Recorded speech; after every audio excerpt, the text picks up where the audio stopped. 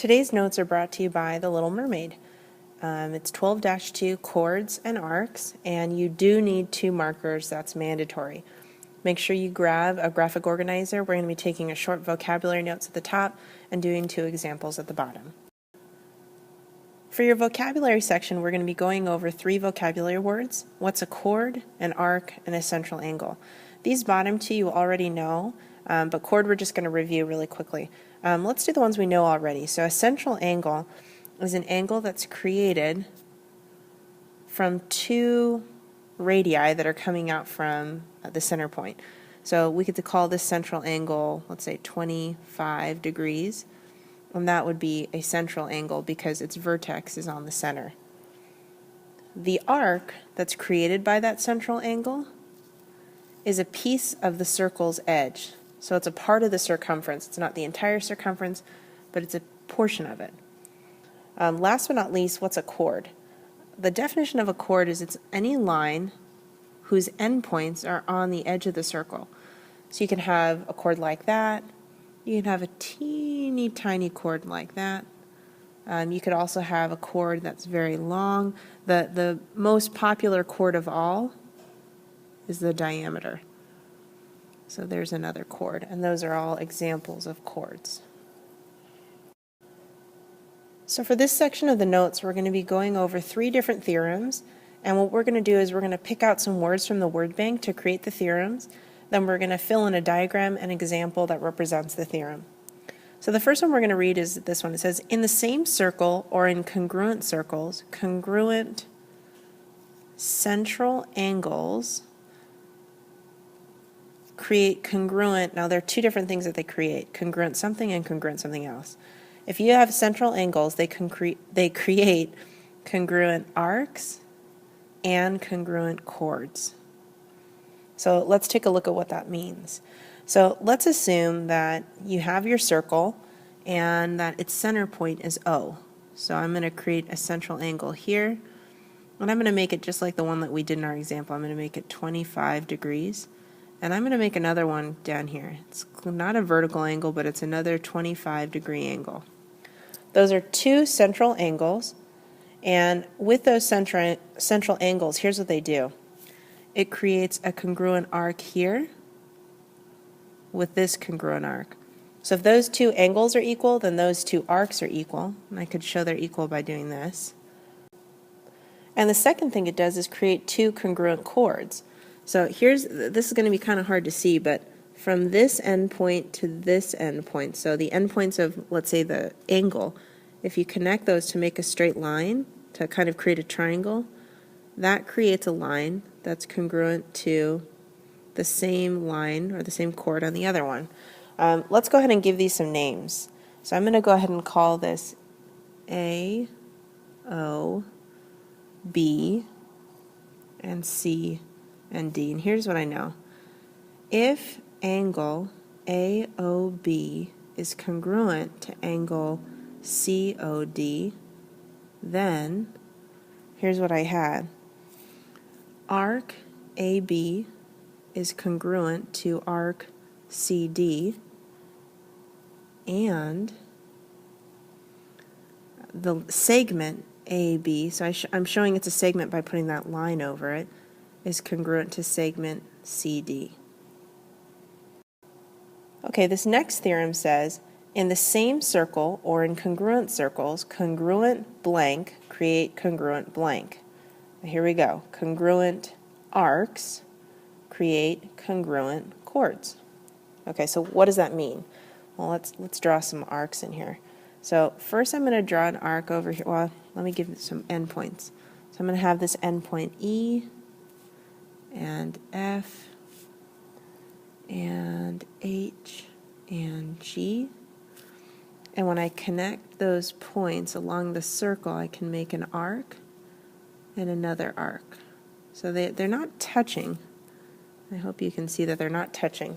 So I'm going to say that those 2 arcs are congruent. If those 2 arcs are congruent, then if you take the endpoints of the arc, so E and F, and I connect them, and G and H, and I connect them, those are congruent also. So it's something like this. If arc EF is congruent to arc GH. Then, now we're going to go to a segment. Segment EF is congruent to segment GH. That makes sense. Now for our last theorem. In the same circle or in congruent circles, chords that are equidistant from the center are congruent and perpendicular bisectors. So let's start by kind of zooming in on this circle and setting up our example. So I have my center point, and I'm going to create two chords.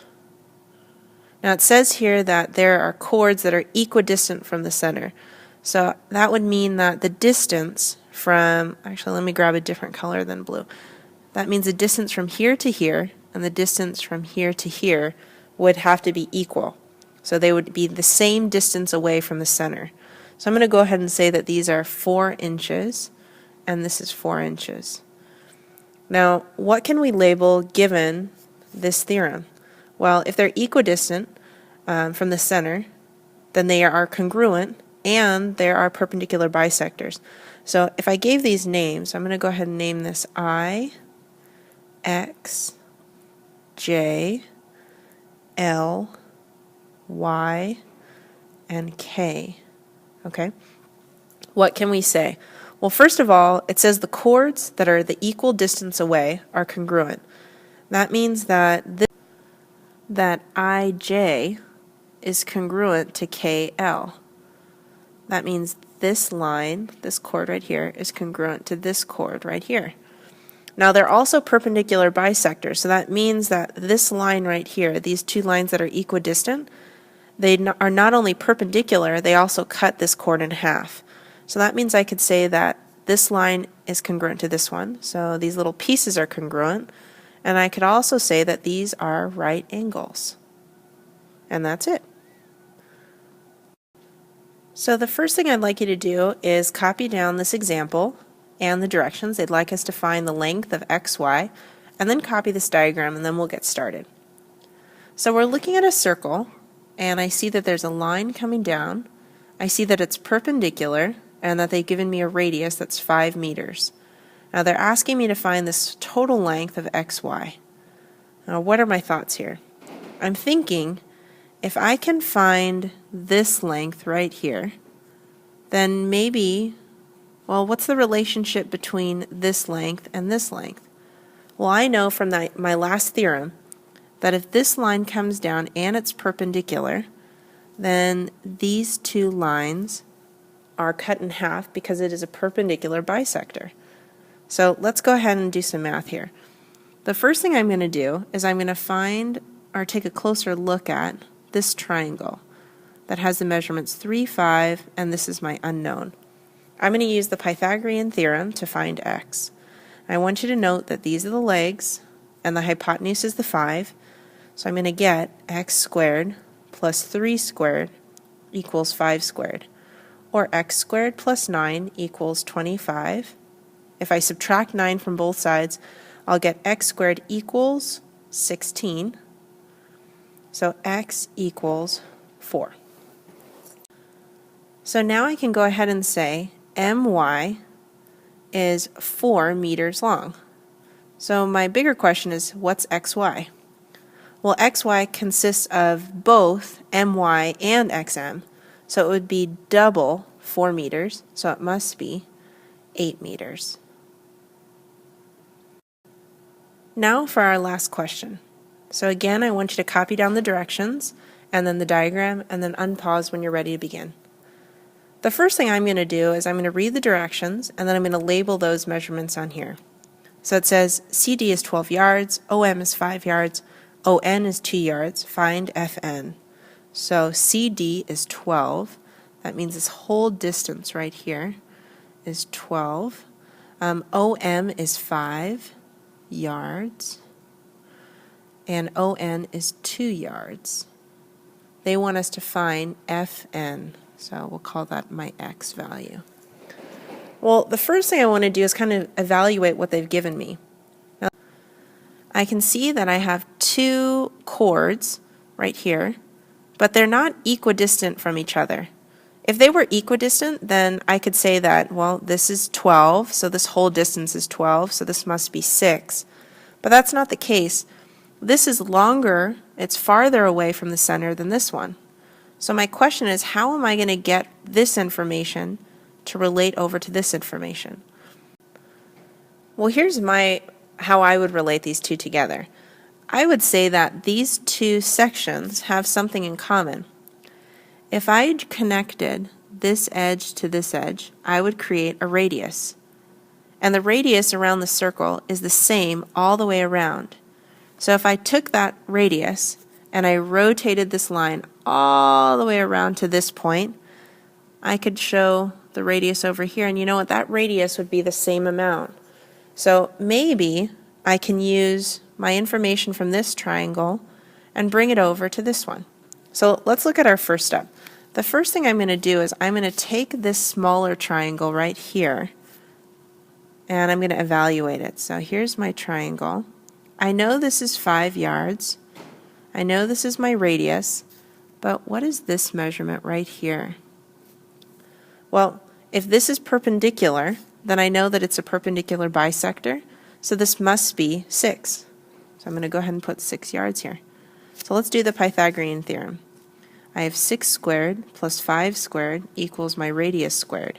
That's 36 plus 25 equals the radius squared.